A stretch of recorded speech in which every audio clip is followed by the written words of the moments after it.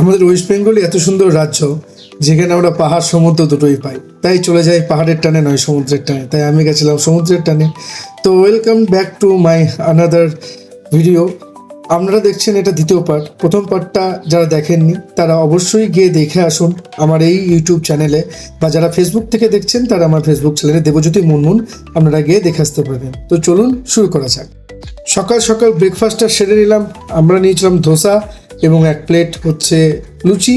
তো দুজনা মিলেই খেয়ে নিলাম। Good morning. তো আজকে যাচ্ছি হচ্ছে চন্দ্রেশ্বর মন্দির, ওখান থেকে যাব হচ্ছে উদয়পুর। তো ঘর থেকে রওনা দিয়ে দিয়েছি, সকালবেলায় ব্রেকফাস্ট করে নিয়েছি, সেটা আপনারা দেখেছেন। তো এখন আমরা গাড়ি ভাড়া করব, গাড়ি ভাড়া করে তারপরে যাব। আমরা অটো করে নিয়েছি। তো অটো আমাদের টোটাল 70 টাকা করে নিল মাথা পিছু। আপনাদেরকে এখানে একটা কথা বলে রাখি, আপনারা যদি গ্রুপে আসেন তাহলে কিন্তু আপনাদের ট্রান্সপোর্ট খরচাটা খুব কম হবে। আর যারা মনে করছেন যে কাপল আসবেন বা সিঙ্গেল আসবেন তাদের কিন্তু ট্রান্সপোর্ট খরচাটা কিন্তু একটু বেশি হয়ে যায়। এই পৌঁছালাম আমরা চন্দ্রেশ্বর মন্দিরে। আমাদের গাড়ি পার্কিং হয়ে গেল এবং আমরা জুতো খুলে প্রবেশ করব। এটাই হচ্ছে মুখ্য দ্বার। তো এখানে অনেক বাজার হাট বসেছে, প্রচণ্ড রোদ এবং আমি তো পুরো কালো হয়ে গেছি। তো চলুন ঢুকি। এই হচ্ছে চন্দ্রেশ্বর মন্দির। আমরা এই দ্বারটা দিয়ে প্রবেশ করলাম। এখানে দেখতেই পাচ্ছেন প্রচণ্ড রোদ, যার জন্য খালি পায়ে এসছি। এত তাপ লাগছে। সবাই যখন ভিজিট করবেন অবশ্যই করে বিকেলবেলায় ভিজিট করবেন, রোদের মধ্যে তো নয়, যারা গরমে আসছেন আর কি। দেখতে পাচ্ছেন এখানে মানত যারা করেছেন তারা ডন্ডি কাটছে। আর একটা কথা বলে দিই, এই মন্দিরটা কিন্তু উড়িষ্যার মধ্যে পড়ছে। হ্যাঁ, আমরা কিন্তু এখন বর্তমান চন্দ্রেশ্বর মন্দির যেটা, সেটা আমরা কিন্তু এখন উড়িষ্যাতে আছি। এখানে বাবাকে কিন্তু আপনি ডিরেক্ট দেখতে পাবেন না, বাবা আছেন পাতালের মধ্যে। তাই ওপর থেকেই দুধ, গঙ্গা জল, ফুল, বেলপাতা দিতে হয় এবং সেটা ঠিক পৌঁছে যায় বাবার কাছে। চলুন আমরা সবাই একটু জেনে নিই যে বাবা এখানে কি করে উদয় হন, বাবা কি করে এখানে আসেন। এখানে দাদা একটা বন ছিল, বনের মধ্যে প্রতিদিন একটা গাই আসে দুধ দিতে। সে দুধ অটোমেটিক এক জায়গায় পড়ে, সেই এক জায়গায় পড়ে, সেই জন্য সবাই লোক জানাশোনা হয়ে তারপরে আসে এখানে। যখন দেখা হয় কি এখানে একটা বনের ভিতরে কি জন্য একটা গাই দুধ দিচ্ছে, তাহলে সবাই আসে দেখে। তো এখানে বাবা রাত্রে সে যে লোকের বাড়িতে গাইটা থাকে তার ঘরে স্বপ্নাদেশ করে বলা হচ্ছে যে আমি এখানে প্রকট হয়েছে, সেই জন্য এখানে মন্দির করা হয়, এখানে প্রতিষ্ঠিতা করে তারপরে এখানে পুজো হচ্ছে। তখন থেকে সেবায়ত পণ্ডারা একজন ছিল, তারপরে সবাই পণ্ডা ঘর বড় হয়ে গেছে, মন্দির কাস্টমোডে হয়ে এখন চলছে। এটা হচ্ছে মাহাত্ম্য, আর কিছু না এখানে। ঠিক আছে, আসুন। এই মাত্র আমি পেছনে দেখছেন যে চন্দ্রনাথ মন্দির থেকে আমরা বেরোলাম। তো ঘটনা শুনলেন কি করে এই চন্দ্রনাথ মন্দির এর আর কি প্রতিষ্ঠা হয়েছিল। এখন উদয়পুরে আসলাম, এই যে টেবিল করেছি সবাই মিলে, আর সামনে সমুদ্র আপনাদেরকে দেখাই। যে সমুদ্রের জল আসছে টেবিলে, সামনে সমুদ্র, প্রচুর স্টল এখানটা করে। যারা এখানটা করে চিকেন, কাঁকড়া, মাছ খেতে পারবেন বসে বসে এবং সমুদ্রের উপভোগ করতে পারবেন। এই হচ্ছে উদয়পুরের মজা। এই যে আমি চিকেন নিয়েছিলাম, চিকেন চলে এসছে, এবার এগুলো খাবো। মাত্র উদয়পুর থেকে বেরোলাম, খাওয়া দাওয়া করে সমুদ্রে স্নান করে। প্রচণ্ড মেঘ করেছে, মনে হয় যেন যে রাস্তা যেতে যেতেই বৃষ্টি পাবো।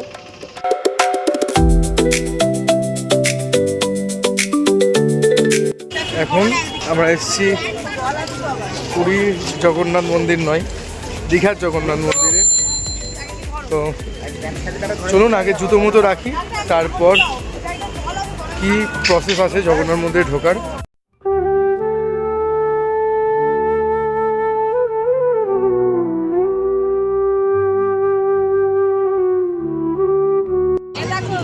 জগন্নাথ দেবের ধাম যেটা দীঘাতে হয়েছে, আমরা সেখানে এন্ট্রি করলাম। এখানে চেকিং প্রসেস ছিল, ব্যাগ চেকিং হচ্ছিল এবং যেসব মানুষগুলো আছে তাদের চেকিং হচ্ছিল। জগন্নাথ মন্দির।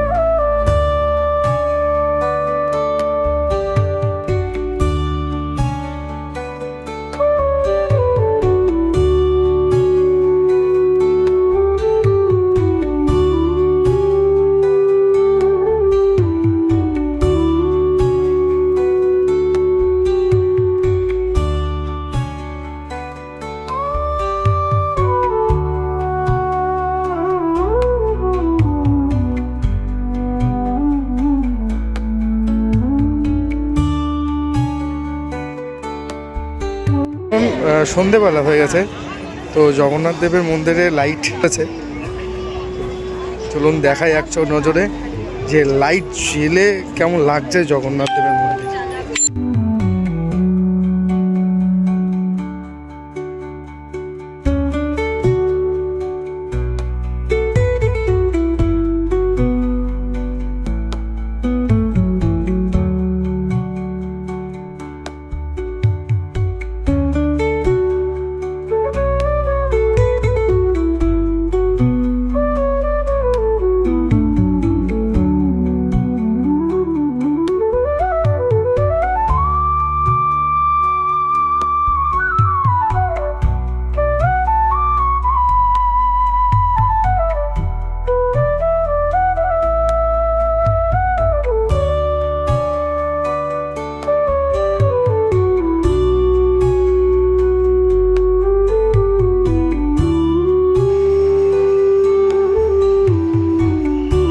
সন্ধ্যেবেলা বেরিয়ে এসেছি দীঘা সি বিচে। আজকে সন্ধ্যে প্ল্যান ছিল।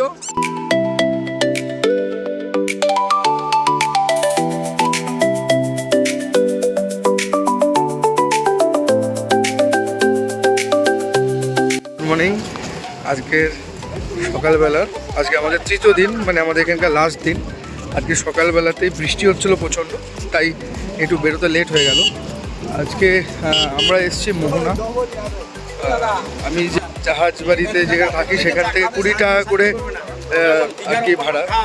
তো মোহনাতে আসলাম, চলুন দেখি। দেখতে দেখতে 2টো রাত্রি অতিক্রম করে ফেললাম। আজকে আমাদের শেষ দিন, তাই আজকে মোহনা দিয়ে শুরু করলাম।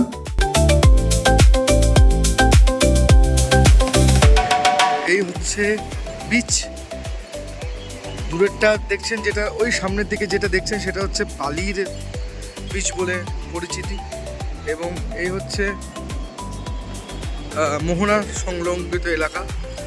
ওই সামনে যে বোল্ডারটা আছে, আমরা এখান থেকে রোড আছে ওইটাতেও যাব। সকালবেলায় মাছের বাজার। তো যারা যারা মোহনায় গেছেন তারা জানেন যে এখান থেকে অনেকজন মাছ পার্সেল করে নিয়ে আসে, বা প্রচুর ধরনের মাছ এখানে দেখতে পাওয়া যায়। কিছুটা সস্তা থাকে, কিছুটা দাম বেশি থাকে। তো এইটা হচ্ছে দীঘার যে মোহনার এখানটা করে যে মাছের বাজার, সেই মাছের বাজার। সকাল সকাল ডাবের জল এখানে এক দাদাকে পেয়ে গেলাম। মোটামুটি 50 টাকা থেকে শুরু হচ্ছে, আপ টু 80 টাকা অবধি।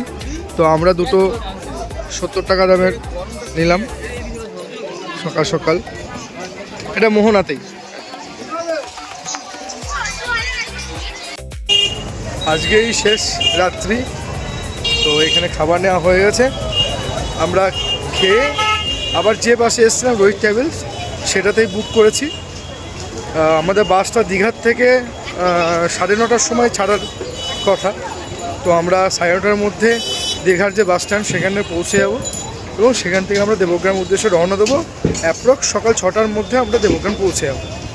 তো থ্যাংক ইউ সো মাচ আমার ভিডিওটা দেখার জন্য, এবং আবারও দেখা হবে কোনো না কোনো ব্লগে।